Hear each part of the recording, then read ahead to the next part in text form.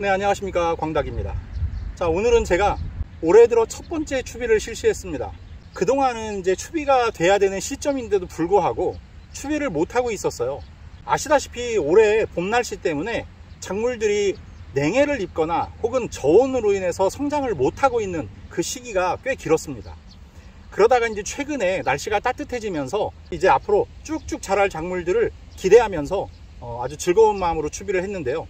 그런 의미에서 오늘 여러분께도 추비에 관한 내용을 얘기 드리면서 독이 되는 추비는 무엇이고 약이 되는 추비는 무엇이고 또 그 중에서도 돈이 되는 추비가 무엇인지 이런 내용들을 설명드리고 올해 좀 특별하게 적용해야 할 추비의 방법까지도 소개를 해드리도록 하겠습니다. 자, 시작하겠습니다. 밑거름을 하신 지가 일정 기간이 지나게 되면 그 밑거름의 성분이 이제 효력을 다합니다. 그래서 그걸 보충해 주기 위해서 추가로 투입해 주는 비료다 라는 의미로 추비라고 합니다. 다른 말로 웃거름이라고도 합니다. 그런데 이것이 유효기간이 밑거름이 보통 2개월 정도를 보는데요. 너무 빨라도 안 되고 너무 늦어도 문제가 생겨요. 너무 빠르다는 건 뭐 보통 한 달 정도밖에 안 됐는데 추비를 하신다. 그러면 땅속에 이미 양분이 많이 있는데 거기에다가 추가적으로 추비를 하시게 되면 질소과잉도 올 수 있고 여러가지 양분의 문제로 뿌리가 잘못하면 말라 죽어요. 올해 작물들이 잘 못 자라다 보니까 여러분들이 자꾸 추비에 대한 유혹을 느끼셔서 이 기간이 안 됐는데 함부로 추비를 하시는 분들이 있을 수 있다는 걱정 때문에 제가 특별히 말씀을 드리는 겁니다. 기간을 지켜주시기 바랍니다. 그리고 2달이 넘어서 하는 추비는요, 중간에 비절 효과라는 게 생길 수 있어요. 즉 비료기가 중단되는, 단절되는 시기가 있을 수 있다는 거예요. 적절한 추비의 시기는 밑거름을 하신 지 1달 반에서 2달이 되기 전, 이 정도 사이에 추비를 실시해 주시는 것이 바람직합니다. 자, 그리고 시기는 됐다 하더라도 날씨의 문제라든지 뭐 여러 가지 몸살을 앓고 있어서 아직 못 자라고 그대로 있다 그러면 함부로 추비하시면 안 됩니다. 그러면 뿌리가 아직 발달이 안 돼 있는 상태이기 때문에 자칫하다가 죽어버려요. 그런 때는 오늘 제가 조금 이따 말씀드리는 아주 신중한 방법으로 접근을 하셔야 됩니다. 그래서 끝까지 들으시면서 그 방법도 확인하시기 바랍니다.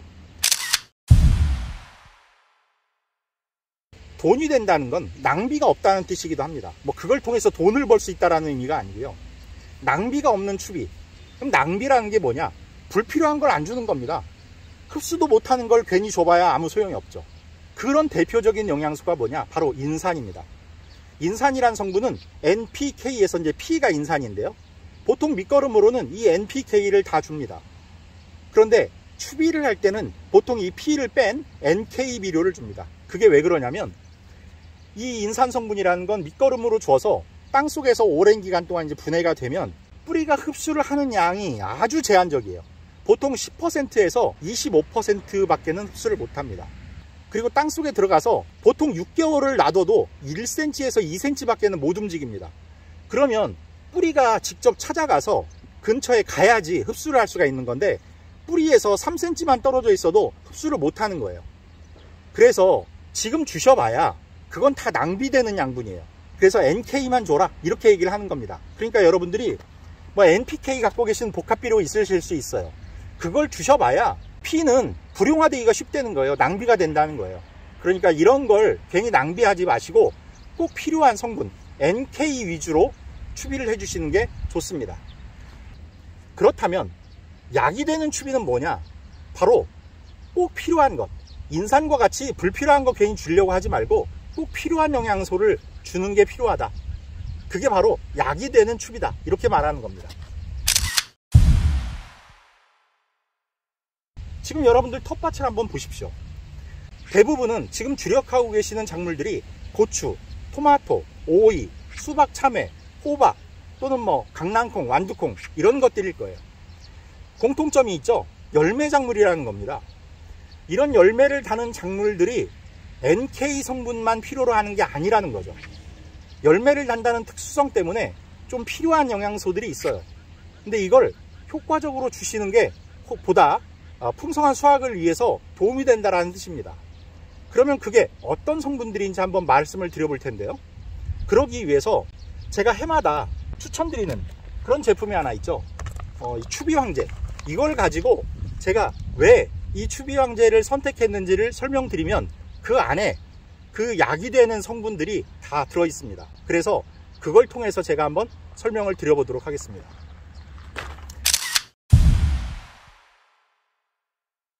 자, 이 추비 황제라는 거 속에는 제가 세 가지의 포인트가 들어있다고 생각을 해요.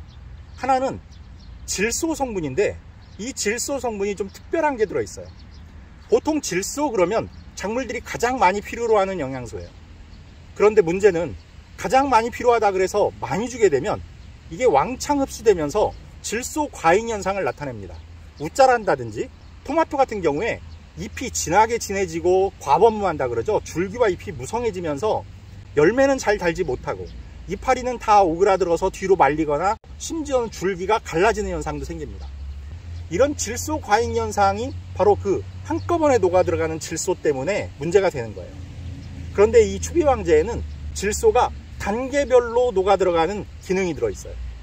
처음에는 질산택, 두 번째는 암모늄택, 세 번째는 요소택, 이렇게 단계별로 질소가 녹아 들어가기 때문에 질소가 왕창 들어가는 일도 없고 또 질소의 비절 효과도 생기지 않아요.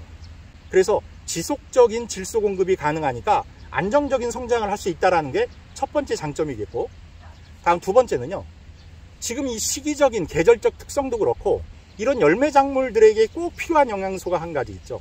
칼슘의 요구량이 높은 작물들이에요.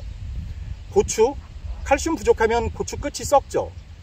토마토도 배꼽이 썩습니다. 지금 이 시기에 감자가 만약에 꽃망울을 달고 있다면 지금 추비가 필요한 시기인데 거기에 칼슘을 넣어주시면 감자의 크기도 굵어지고 저장성도 좋아져요. 그리고 완두콩이라든지 강낭콩, 땅콩 이런 것들도 칼슘이 들어가게 되면 빈 꼬투리 발생이 적어집니다. 지금 텃밭에 있는 거의 모든 작물들에게는 칼슘의 요구량이 높은 작물들이 많아요. 그런데 이 칼슘은 구용성 칼슘이라는 게 있고 수용성 칼슘이라는 게 있습니다. 구용성 칼슘은 보통 밑거름으로 해요. 이게 물에 의해서 녹는 게 아니고요, 땅속에 어떤 물질들, 화학적인 이유로 이게 분해가 돼요. 그래서 시간도 오래 걸리고 그렇기 때문에 밑거름으로 넣어줍니다. 그런데 지금 들어가는 추비의 칼슘은 수용성이어야 돼요. 물에 녹아야 된다는 뜻이에요. 그래서 비가 오거나 여러분들이 물을 줬을 때 이게 녹아서 작물에게 쉽게 흡수가 돼야 돼요. 그래야 앞으로 다가올 장마철에도 칼슘 결핍 현상이 생기지 않습니다. 이 추비 황제에 그 칼슘 성분이 수용성으로 들어있어요. 자, 다음 세 번째 효과는요, 지난 봄에 저온 현상으로 인해서 작물들이 예년같이 자라지를 못했어요. 지금 이 고추들도 작년 같으면 지금 이 정도는 자라 있어야 되는데 절반밖에 못 자랐습니다. 이게 다 저온 현상 때문에 지온이 오르질 않으니까 뿌리가 이 성장이 안 되다가 최근 들어 날씨가 따뜻해지니까 이제 뿌리가 움직이기 시작을 한 겁니다. 그런데 이런 뿌리가 발달되는데 꼭 필요한 영양소가 바로 인산이라는 성분이에요. 근데 아까 제가 뭐라 그랬죠? 추비로 인산을 하면 안 된다. 안 된다라기보다 필요 없다. 이렇게 말씀을 드렸죠. 왜냐면 어차피 땅속에 있는 것도 지금 못 쓰고 있는 판국에 지금 주셔봐야 낭비만 된다. 그래서 돈이 되는 추비를 하려면 인산을 따로 주실 필요가 없다. 이렇게 말씀을 드렸어요. 자, 그런데 그렇다 그래서 이 뿌리가 발달이 안 되고 있는 걸 방치할 수는 없습니다. 그런데 인산도 지금 줘봐야 소용이 없다 그러고, 그러면 무슨 방법이 있겠느냐? 바로 마그네슘의 역할이 필요합니다. 이 마그네슘에는 그 인산의 흡수를 도와주는 기능이 들어있어요. 그래서 여러분들 지금 이 시기에 이 마그네슘을 공급해 주시게 되면 그동안 지체됐던 뿌리의 발달도 활발해질 수 있습니다. 흡수가 잘 돼서 이 뿌리 발달에 도움이 될 수 있어요. 지금 질소의 기능을 봐도 그렇고요, 칼슘의 기능을 봐도 그렇고, 마그네슘의 기능을 봐도 그렇고, 이 추비의 제품으로서는 더할 나위 없이 안성맞춤이 아닌가 생각을 합니다. 자, 더 자세한 내용은 더보기란, 댓글란 참고하시면 홈페이지 주소, 그 다음에 연락처 남겨놓을 테니까 문의하시거나 혹은 자세한 정보를 확인하실 수 있습니다. 이 추비의 방법은 다른 해와는 좀 달라야 할 것 같습니다. 왜냐하면 아까 말씀드린 이유로 작물들이 제대로 못 자라다가 본격적인 성장을 시작한 지가 얼마 안 됐어요. 그래서 예년과 똑같이 추비를 실시하시면 문제가 생길 가능성이 있기 때문에 신중하게 접근하십사 하는 마음으로 추비 방법을 오늘 알려드리도록 하겠습니다. 자, 우선 첫 번째, 추비의 양을 좀 줄이십시오.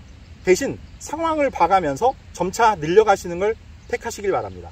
왜 그러냐면 제가 보통 같으면 이런 스푼으로 듬뿍 떠서 줘라 이렇게 얘기를 할 겁니다. 그런데 올해는요, 제가 이제 여러분들 이해하시기 쉬우라고 이 아이스크림 스푼입니다. 작죠? 이 정도 양을 여러 군데로 나눠서 주십사 제안드립니다. 다른 해보다 좀 몸살로 인해서 뿌리 발달도 약하고 줄기의 발달도 지금 약합니다. 그런 상태에서 이렇게 한 스푼을 듬뿍 떠서 줬다가는 잘못하면 뿌리가 고사돼 버립니다. 자, 그리고 이 추비를 하는 거리도 좀 신중하게 접근하세요. 왜냐하면 지금 줄기가 발달이 안 돼 있다는 뜻은 뿌리도 발달이 안 돼 있다는 뜻이에요. TR 법칙이라고 해서 줄기가 뻗어나간 만큼 뿌리도 뻗어나간다 라는 게 있습니다. 그래서 위에서 내려다 보셨을 때 잎이 뻗어 있는 그 범위까지가 지금 뿌리가 뻗어나가 있는 범위다 라고 보시면 돼요. 지금 이런 작물들이 그만큼 못 자라고 있는 거예요, 뿌리도. 그런데 평소에 주듯이 너무 멀리 주신다거나 아니면 잘못해서 이 뿌리의 근권, 뿌리가 뻗어나가 있는 범위 안쪽으로 추비를 하시게 되면 뿌리가 말라 죽습니다. 그래서 기왕이면 내귀퉁이를 뚫으세요. 아까 말한 그 근권, 위에서 내려다 봤을 때 줄기가 뻗어 있는 그 부분의 약간 바깥 부분에 구멍을 4개를 사방으로 뚫으셔서 한 스푼을 4개로 나눈 정도, 그래서 이런 스푼을 제가 보여드린 거예요. 4개로 나눈 정도의 양을 소량씩, 저는 이제 오늘 이 비료 투입기를 이용해서 하고 있어서 양을 최소한으로 줄여서 투입을 했습니다. 그렇게 해서 4군데에 투입을 했어요. 그리고 물을 주시는 것도 바로 비료 주고 왕창 주지 마십시오. 한꺼번에 확 녹아 들어가면 그거 역시 위험할 수 있으니까 일단 하루 이틀 정도 지켜보시다가 어느 정도 땅속에 있는 수분으로 용해가 됐을 때 그때 물 주기를 실시하시면 될 것 같습니다. 자, 올해 추비는 여러모로 신중하셔야 될 것 같아요. 그래서 오늘 말씀드린 독이 되는 추비 하셔도 안 되고요. 작물의 상태를 고려하셔서 신중하게 접근하시는 것이 올해 추비로서 좋은 방법이라고 생각을 합니다.